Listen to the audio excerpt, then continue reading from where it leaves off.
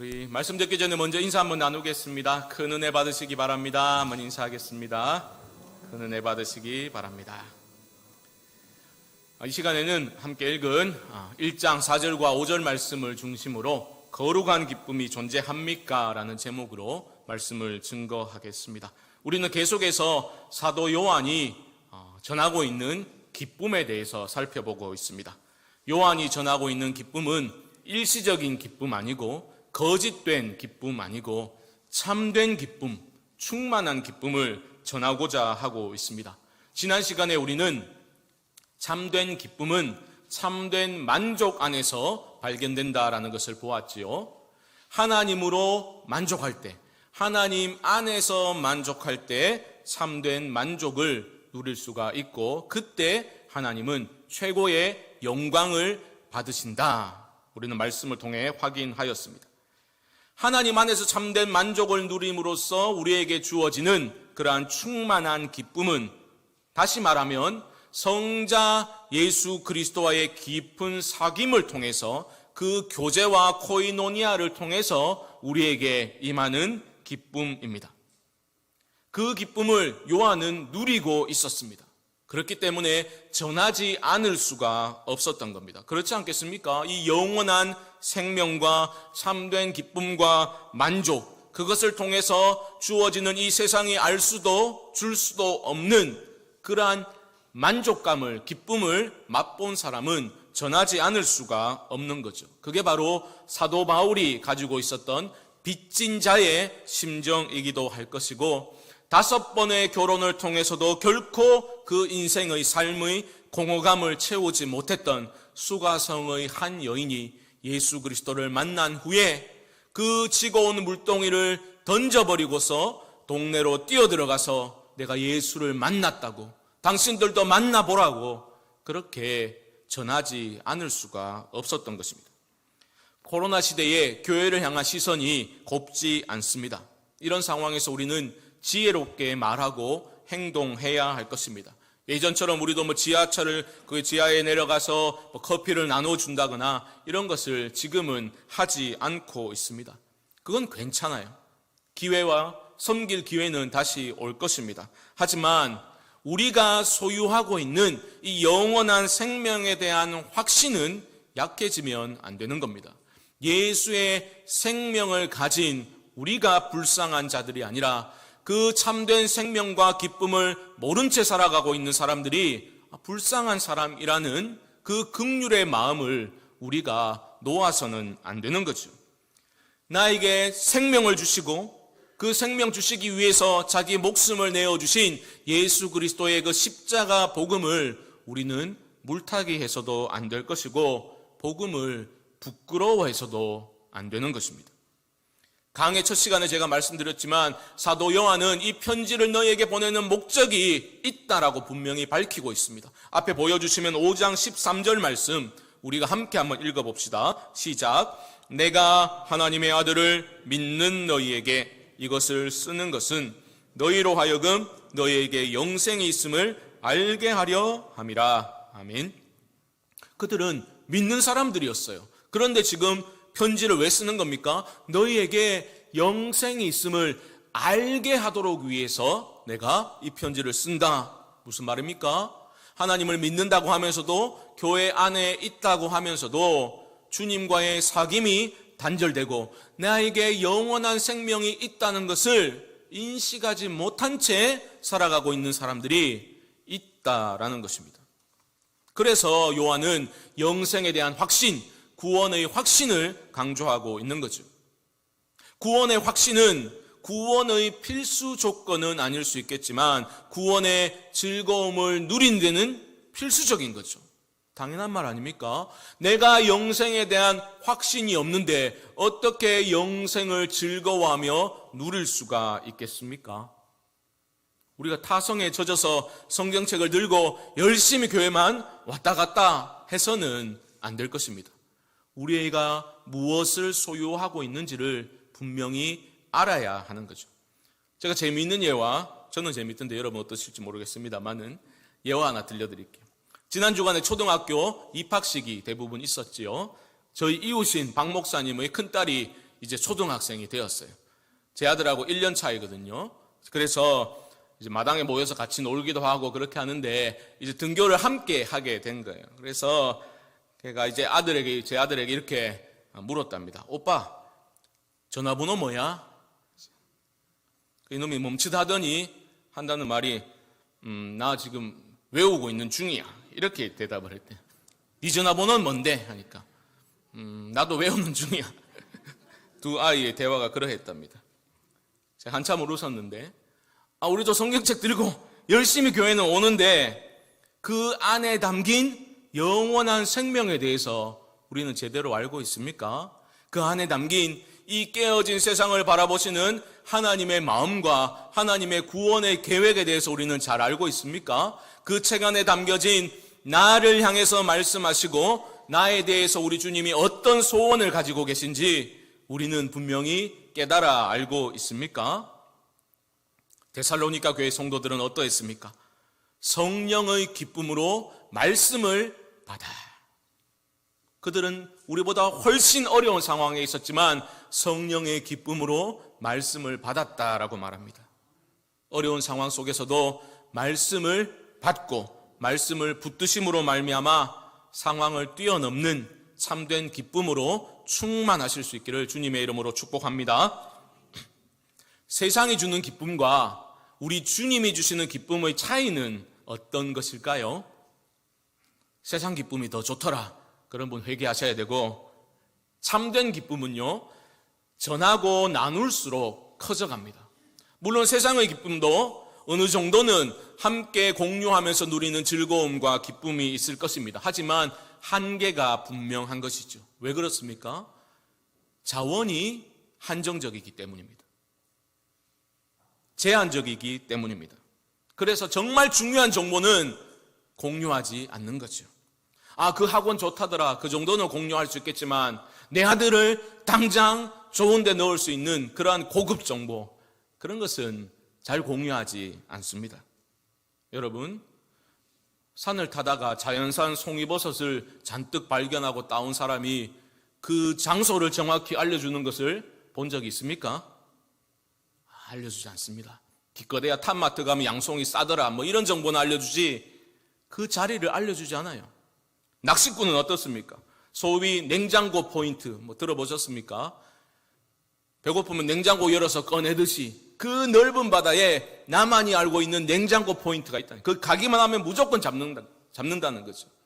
그런 포인트를 공유하는 낚시꾼들 본 적이 있습니까? 없습니다. 공유하는 순간 어떤 일이 일어나겠습니까? 사람들이 구름대처럼 모여들어가지고 자원이 고갈되기 때문입니다. 엉망진창이 되어버리기 때문에 그런 정보는 공유하지 않습니다. 고갈되기 때문입니다. 그런데 우리 주님이 주시는 기쁨은 고갈되지 않죠. 영원토록 솟아나는 샘물과 같은 것이요, 결코 마르지 않는 폭포수와 같이 쏟아 부어지는 그러한 기쁨이기 때문에 고갈되지 않습니다. 그렇기 때문에 그 기쁨은 오히려 커져가는 거죠. 우리가 나누고 전할수록 기쁨은 커져가는 것입니다. 4절을 잘 보시면요, 요한이 그 점을 분명히 말하고 있습니다. 이렇게 말하지요. 우리가 이것을 씀은 우리의 기쁨이 충만하게 하려 함이라. 요한은 그 기쁨을 누리고 있었지만 그것을 잃어버린 자들에게 전하고 나눔으로써 우리의 기쁨이 충만하게 될 것이다라는 것을 믿고 전하고 있는 것입니다. 물론 우리가 전하기 위해서는 주님과의 사귐이 있어야 되겠지요. 그런 신앙의 체험과 열매가 있어야 내가 있어야지 나눠줄 수 있지 않겠습니까? 하지만 문제는 그러한 기쁨을 누리고 있는 사람들 중에서도 나누는 것은 꺼려하는 자들이 있을 수 있다라는 것이죠. 내 안에 가둬두고 있는 기쁨, 은혜, 벗어날 수 있어야 하는 것입니다. 물론 우리의 연약함과 우리의 죄성으로 인해서 우리는 공동체라는 단어를 들으면 참 부담을 많이 느끼지요. 별로 매력적으로 들리지 않습니다.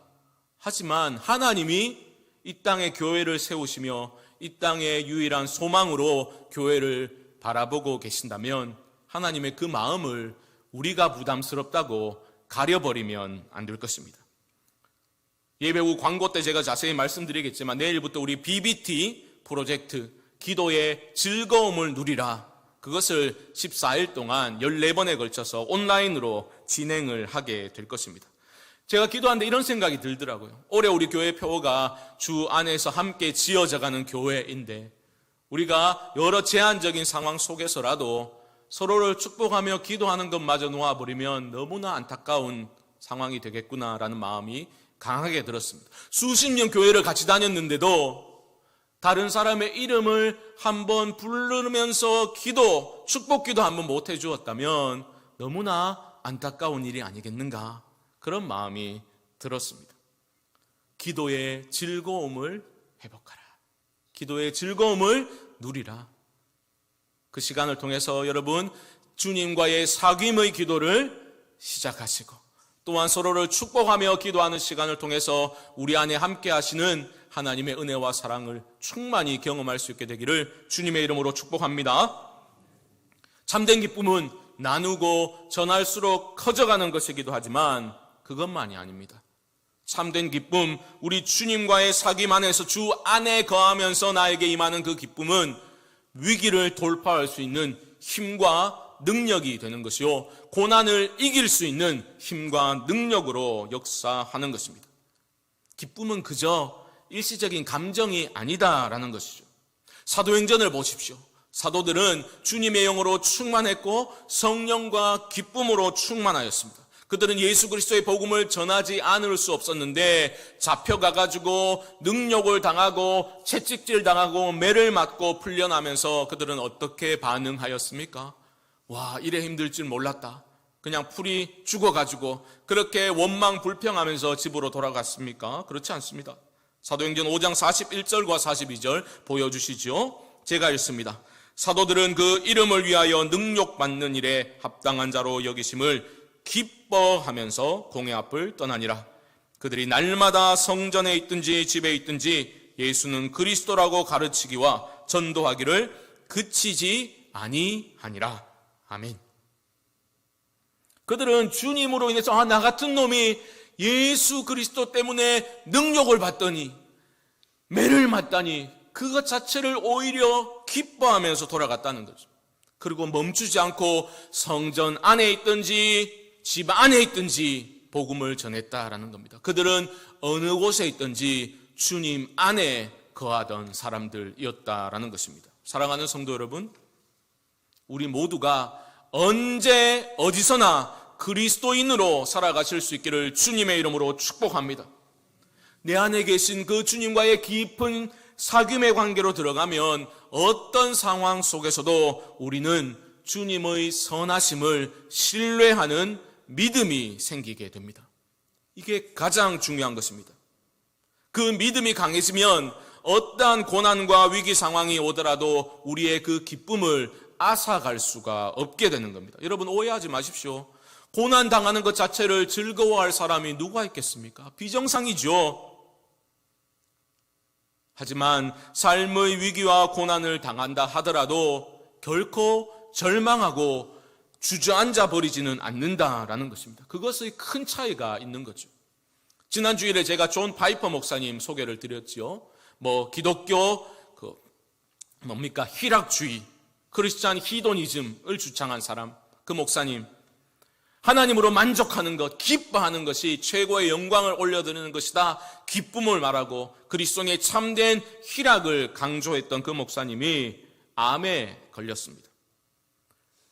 그 목사님 책을 여러 권 썼는데 그 중에서 특이한 제목의 책이 한 권 있거든요. 영어 원제는 이렇습니다. Don't waste your cancer. 식민지 발음이라서 잘 못 알아들으셨어요. 우리말로 바꾸면 암을 낭비하지 마세요 라는 우리말로 번역이 되어 나와 있습니다. 그 부제는 이렇습니다. 존 파이퍼 목사가 암 투병 후 전하는 메시지. 좀 짐작이 되시지요?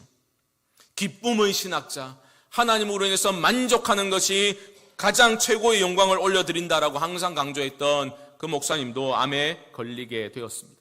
왜 염려가 되지 않았겠습니까? 내 미래가 어찌 될지 왜 두렵지 않았겠습니까? 그런데 책에 보면 수술 전날 밤에 그는 자신이 암에 걸린 것이 하나님을 영화롭게 할 기회가 될 수 있다라는 것을 믿게 되었습니다. 주님의 선하신 계획이 나에게 있다라는 것을 분명히 믿게 되었습니다. 그래서 암 투병을 하면서 그는 주님과 오히려 더 친밀해지는데 집중을 하게 됩니다. 병이 아니라 주님과의 관계에 더 집중하는 모습을 그 목사님은 보여주었습니다. 그래서 그 책의 첫 장의 제목이 이렇습니다.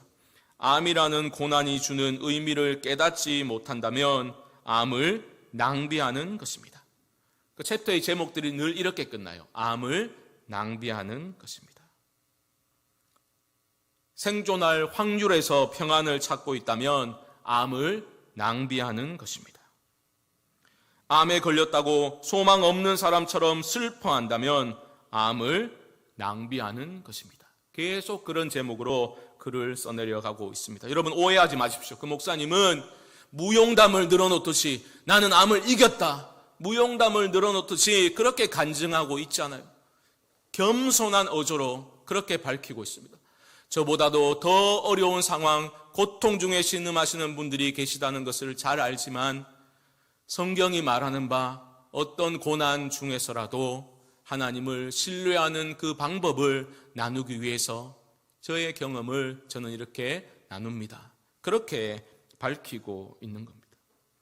사랑하는 성도 여러분, 위기와 고난을 극복하고 이길 수 있는 유일한 길은 주님의 선하심을 온전히 신뢰하는 믿음뿐입니다.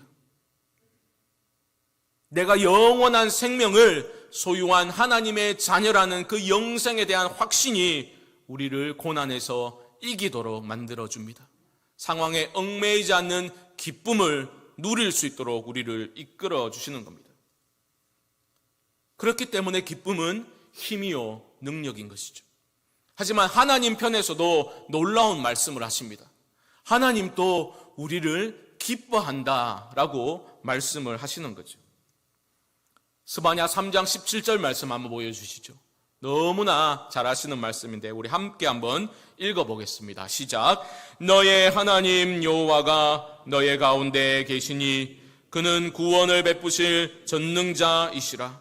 그가 너로 말미암아 기쁨을 이기지 못하시며 너를 잠잠히 사랑하시며 너로 말미암아 즐거이 부르며 기뻐하시리라 하리라. 아멘. 지난 주일 오후 시간에 우리 다음 세대 교사들과 이 말씀을 잠깐 나누었죠. 하나님이 기쁨을 이기지 못할 정도로 사랑하시는 그 대상은 누구입니까? 바로 앞절에서 이렇게 말합니다. 두려워하지 말라 시온아, 내 손을 늘어뜨리지 말라. 하나님의 말씀입니다. 하나님이 기쁨을 이기지 못하는 대상은 대단한 믿음으로 흔들리지 않고 달려가는 사람들이 아니었습니다. 자신이 이해하지 못할 고난의 상황을 맞이하여서 두려움에 빠지기도 하고, 우리가 다시 시작할 수 있을까? 우리 교회가 회복될 수 있을까? 우리 가정이 새로워질 수 있을까? 내가 회복될 수 있을까? 염려하는 마음으로 손을 늘어뜨리고 있었던 그런 사람들, 하나님이 기쁨을 이기지 못하실 정도로 사랑하시고 그들 가운데 함께 하신다 말씀하고 계신 겁니다. 그들은 왜 손을 늘어뜨리고 있었습니까? 믿음을 버린 건 아니에요. 하지만 손을 늘어뜨리고 있었습니다. 자신이 이해할 수 없는 고난이 임하게 될 것이라는 메시지를 들었기 때문입니다. 우리도 비슷하지 않습니까? 우리가 살아가면서 내가 이해할 수 없는 고난, 내 힘으로 도무지 감당할 수 없을 것 같은 위기와 고통을 만나게 됩니다. 하지만 우리는 결코 포기하고 절망하고 주저앉아 버리면 안 되겠습니다. 여러분, 그 고난이 여러분의 끝이 아닙니다. 그 고통의 상황 속에서도 하나님은 우리와 함께 계시고 여러분으로 인하여 기쁨을 이기지 못하십니다. 그 하나님을 위기 중에, 고난 중에 바라보시고 늘어뜨린 우리의 손에 다시 힘을 쥐고 일어설 수 있기를 주님의 이름으로 축복합니다. 한 목사님은 주님과의 그 사귐의 관계에 대해서 말하면서 노력보다는 매력이 우선이다라는 말을 했습니다. 참 일리가 있죠. 사귈 때 끌려야 되는 거잖아요. 빠져야 되는 거잖아요. 그러니까 노력보다는 매력이 우선이다라는 말을 합니다.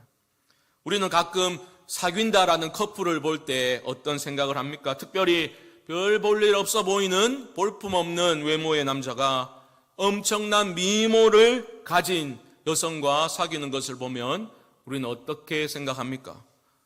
남자 돈 되게 많은갑지 이렇게 생각하거나 아니면 여자 저래 보여도 심각한 하자가 있을 것이다 뭐 그런 식으로 생각을 하기 쉽지 않습니까? 그런데 놀라운 것은 하나님이 우리에게 먼저 빠지셨다는 거예요. 주 예수 내가 알기 전 날 먼저 사랑했네.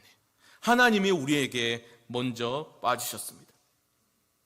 심각한 하자가 있는 정도가 아니라 죄 때문에 죽었던 우리들을 위해서 하나님의 독생자 예수 그리스도를 십자가에 못 박아 죽기까지 그렇게 우리를 사랑하셨습니다. 값으로 환산할 수 없는 엄청난 대가를 지불하고 우리에게 영원한 생명을 주셨습니다. 자녀를 삼아 주셨습니다.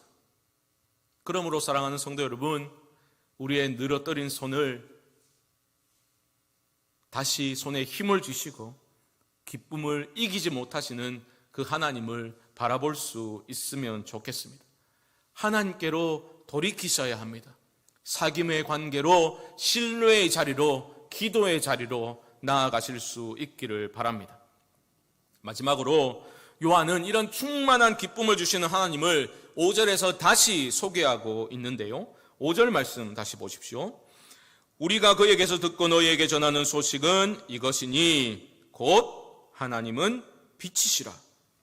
그에게는 어둠이 조금도 없으시다는 것이니라. 지금까지 요한은 주님과의 사귐을 이야기했고 충만한 기쁨을 말했습니다. 그 말했던 것을 다시 정리하면서 지금 뭐라고 말하는 겁니까? 하나님은 빛이시라. 여러분 놀랍지 않습니까? 전혀 예상 밖의 진행이 되고 있는 겁니다. 이런 거죠. 자연스러운 진행은 이런 겁니다.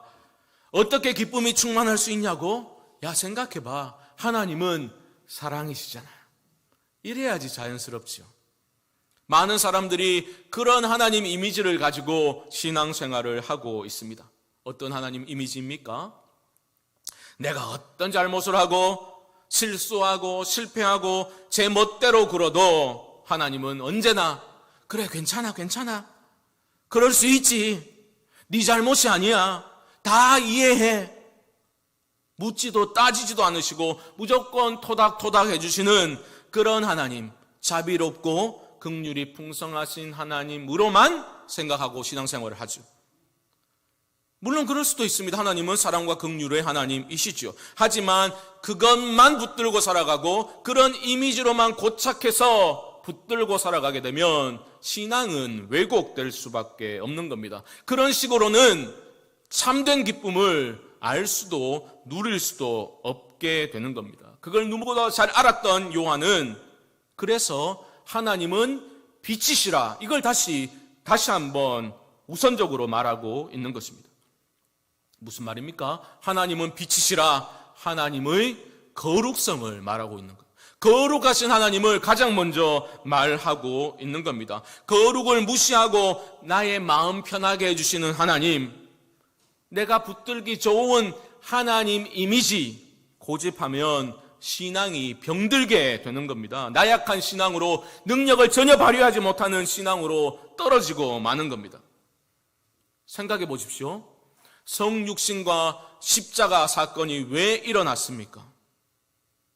하나님의 거룩하심 때문에 일어난 거 아닙니까? 우리 식대로 판단하면 하나님은 사랑의 하나님이시니 우리 죄에 대해서 아이고 그래 없던 걸로 하자 그러면 끝나는 거잖아요. 그런데 하나님의 거룩성 때문에 그 죄를 해결하지 않으면 안 되었던 거죠. 그래서 하나님이 가장 완벽하게 해결해 주셨지 않습니까? 반복되는 우리의 제사가 아니라 친히 하나님 자신이 희생 제물이 되심으로 우리를 위하여 죽으심으로 우리가 하나님을 아빠 하나님이라고 부를 수 있는 하나님의 자녀가 된 것입니다. 하나님의 거룩성 때문에. 이런 거룩하신 하나님에 대한 우리의 솔직한 반응은 어떠합니까? 아, 불편해. 마음 편하자고 믿는 건데 왜 자꾸 부담을 주는가? 거룩. 이런 심정이어서는 안 될 것입니다. 여러분, 마음 편하자고 예수 믿습니까? 마음 편하자고 예수 믿는 거 아닙니다. 하나님은 빛이시라. 그에게는 어둠이 조금도 없으시다는 것이니라. 이 말씀이 우리에게 참된 소망이 어디에 있는지, 우리가 가지고 있는 그 생명의 어떤 의미인지를 밝히 보여주는 말씀 되어서 우리의 영혼에 큰 울림을 줄 수 있기를 주님의 이름으로 축복합니다. 우리가 얼마나 하나님에 대해서 왜곡된 이미지를 가지고 신앙생활을 하는지 모릅니다. 그러니까 하나님을 믿는다, 나는 믿는다 이렇게 말하면서도 당신이 믿는 하나님에 대해서 좀 얘기해 보세요라는 요구를 받게 되면 어떤 말을 합니까? 내가 억눌러 두었던 것, 내가 불평하고 불만으로 품고 있었던 것들을 쏟아내기 시작하는 거죠. 말이 나왔으니 말인데 이러면서 하나님에 대해서 억눌러 두고 있던 모든 나의 불만들, 왜곡된 생각 때문에 이루어진 그러한 것들을 쏟아내게 되는 겁니다. 이 땅에 존재하는 모든 고통과 아픔과 상처와 깨어짐에 대해서 하나님께 책임 전가를 하면서 하나님 좀 그렇지 내가 믿기는 하는데 좀 그래. 병든 신앙입니다. 불신앙입니다. 하나님은 완전하신 하나님, 소멸하는 불이신 거룩한 하나님, 그 안에 어둠이 조금도 존재하지 않는 빛이신 하나님입니다. 죄로 인해서 깨어진 세상을 우리는 살아가고 있습니다. 아픔과 고통과 상실과 탄식의 소리는 우리 주님 다시 이 땅에 오실 때까지는 계속해서 일어나게 될 것입니다. 우리는 때로는 기쁨과 감사의 탄성을 바라면서 너무 좋다, 행복합니다 이렇게 살아갈 수도 있겠지만 어느 순간 이해할 수 없는 고난을 맞이하여서 낙심하고 손을 늘어뜨릴 수밖에 없는, 탄식할 수밖에 없는 그런 상황을 맞이할 수도 있습니다. 그러나 하나님의 완전하심에 대해서 의심하고 그 안에 어둠이 있는 것처럼 오해하면 안 되는 것입니다. 우리가 하나님을 온전히 알고 있습니까? 나의 제한적인 경험과 그러한 제한적인 유한한 이성적인 판단을 통해서, 사유를 통해서 하나님을 온전히 알고 있다고 여러분 착각하고 계십니까? 요한은 이렇게 말합니다. 우리가 그에게서 듣고 너희에게 전하는 소식이다. 내 경험을 바탕으로 그 경험을 내가 끊임없이 되씹어보고 명상해보고 숙고해서 깨달은 진리를 너희에게 전한다라고 말하고 있지 않다는 겁니다. 우리가 그에게서 듣고 너희에게 전하는 소식은 이것이다. 성경이 계시하는 그 하나님, 거룩하신 하나님을 우리가 바로 알 때에 우리는 선하신 하나님을 신뢰할 수 있는 겁니다. 내가 만들어낸 하나님 이미지를 붙잡아 보십시오. 결코 여러분 하나님을 온전히 신뢰할 수 없게 됩니다. 나로부터 출발된 신앙이기 때문입니다. 위기가 닥쳐오면 불만을 토로하면서 놓아버리는 신앙이죠. 하나님으로부터, 성경이 말씀하시는 하나님에서부터 우리의 신앙은 시작되어야 합니다. 신뢰, 하나님의 선하심에 대한 참된 신뢰가 없다면 참된 기쁨은 존재하지 않습니다. 하지만 하나님의 선하심에 대한 온전한 신뢰와 믿음이 우리 안에 있다면 죽음으로도 끊을 수 없는 하나님의 사랑을 확신하며 우리는 살아갈 수 있게 되는 것입니다. 물론 우리는 두려워하고 흔들리고 넘어질 때도 있습니다. 이렇게 말씀을 전하고 있는 저도 두려워할 때가 분명히 있을 겁니다. 그런 신뢰와 믿음, 죽음의 공포를 이겨내고 믿음을 지킨 성경의 순교자들, 영웅들, 아들을 잃어버리고도 오히려 감사의 기도를 드렸던 손양원 목사님이나 일사각오의 정신으로 주님을 따랐던 주기철 목사님 같이 특별한 믿음의 사람들에게나 해당되는 일이지, 우리는 그렇게 생각할 때가 얼마나 많습니까? 나는 고문당해가지고 새끼 손톱 하나만 빠져도 바로 배교하지 싶다, 막 이런 두려움을 우리는 가지고 살아가고 있지 않습니까? 하지만 여러분 기억하십시오. 우리 안에, 여러분 안에 빛 되신 주님이 함께 하십니다. 아무리 작은 빛이라도 어두움은 물러가는 법입니다. 주님이 내 안에 생명으로, 영원한 생명으로, 그 어떤 것도 끊을 수 없는 하나님의 사랑으로 말미암은 생명으로 여러분 안에 거하고 계십니다. 거룩한 기쁨이 존재합니까? 우리는 이렇게 생각하잖아요. 거룩과 기쁨은 도무지 조합될 수 없다고. 거룩과 기쁨은 함께 할 수 없다고 우리는 생각하며 살아갈 때가 얼마나 많습니까? 하지만 거룩한 기쁨만이 참된 기쁨입니다. 우리 안에 이런 거룩한 참된 기쁨이 충만히 채워질 때까지 우리와 함께 하시고 일하실 그 하나님을 소망하는 마음으로 이 한 주간 빛 되신 우리 주님과 동행하시는 성광의 성도님들 되시기를 주님의 이름으로 간절히 축원드립니다. 기도하겠습니다.